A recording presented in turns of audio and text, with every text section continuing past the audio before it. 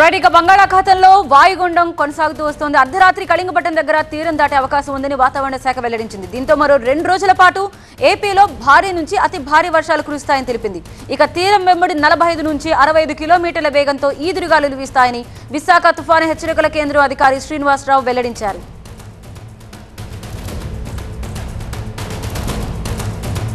మరింత సమాచారం మా ప్రతినిధి ఖాజా అందిస్తారు. Over to you Khaja.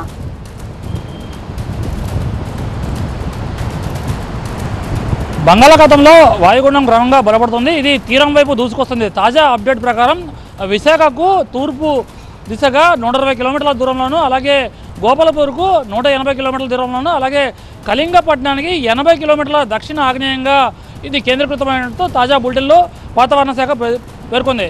ఈ నేపథ్యంలోనే ఈరోజు అర్ధరాత్రికి ఈ వాయుగుండం గోపాలపూర్ విశాఖపట్నం మధ్య కళింగపట్నం సమీపంలో తీరం దాటే అవకాశం ఉంది. తీరం దాటే సమయంలో దీని తీవ్రత ప్రభావం అనేది ఉత్తర కోస్తా జిల్లాలతో పాటు కోస్తా జిల్లాలపై ప్రభావం పడుతుంది.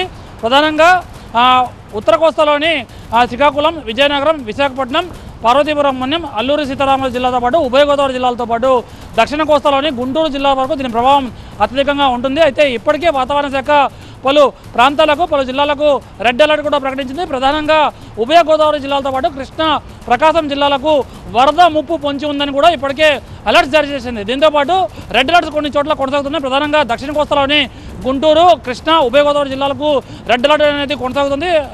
అలాగే ఉత్తర కోస్తాలోని విశాఖపట్నం, శ్రీకాకుళం, విజయనగరంతో పాటు ప్రధానంగా మన్యం, అలాగే అల్లూరు సీతారామరాజు జిల్లాలకు ఆరెంజ్ అలర్ట్ కొనసాగుతుంది. తీరం వెంబడి బలమైన ఎదురుగాలు వీస్తున్నాయి. ప్రస్తుతానికి వాయుగుండం ప్రభావం అనేది క్రమంగా కనిపిస్తుంది. తీరం వైపు దూసుకొస్తున్న కొద్దీ దీని ప్రభావం స్పష్టంగా కనిపిస్తుంది. దట్టమైన మేఘాలు కమ్ముకుని సముద్రం ఉవ్వెత్తున కెరటాలు ఎగసిపడుతున్నాయి. సముద్రం అల్లకల్లోలంగా మారింది. మత్స్యకారులు ఎవరు వేటకు వెళ్లొద్దని ఇప్పటికే అధికారులు హెచ్చరికలు జారీ చేశారు. ప్రధానంగా కోస్తా తీర ప్రాంతంలో ఉన్న ప్రధాన ఓడరేవుల్లో 3వ నెంబర్ ప్రమాద హెచ్చరిక కూడా అధికారులు జారీ చేశారు. ఈ నేపథ్యంలో కళింగపట్నం, నిజాంపట్నం, ఓడరేవు, మచిలీపట్నం, విశాఖపట్నం, దీంతోపాటు గంగవరం పోర్టుల్లో 3వ నెంబర్ ప్రమాద హెచ్చరిక జారీ చేశారు. అధికారులందరినీ కూడా అప్రమత్తం చేశారు. మరోవైపు ముఖ్యమంత్రి ప్రధానంగా దీనిపై ప్రత్యేకంగా దృష్టి సారించి అధికార యంత్రాంగాన్ని పూర్తి స్థాయిలో అప్రమత్తం చేశారు. ప్రధానంగా ఈస్ట్ గోదావరి, వెస్ట్ గోదావరితో పాటు కోనసీమ, ఏలూరు, ఎన్టీఆర్, కృష్ణా, పల్నాడు జిల్లాల్లో అత్యంత భారీ వర్షాలు కూడా పడే అవకాశం ఉంది. అలాగే విశాఖ, అల్లూరి, అనకాపల్లి, కాకినాడ, యానంలో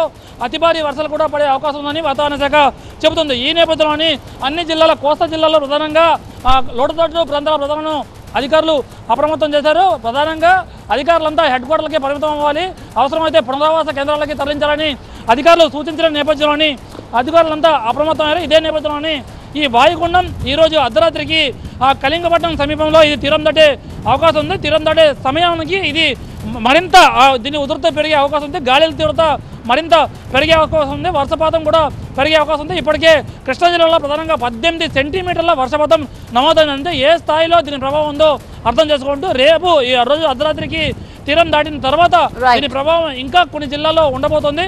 మరో 2-3 రోజుల పాటు వర్షాలు కురుస్తాయి. ఇంకా కొన్ని జిల్లాలో రేపు కూడా సెలవు ప్రకటించే అవకాశం ఉంది. థ్యాంక్ యూ కాసా డీటెయిల్స్ అందించినందుకు.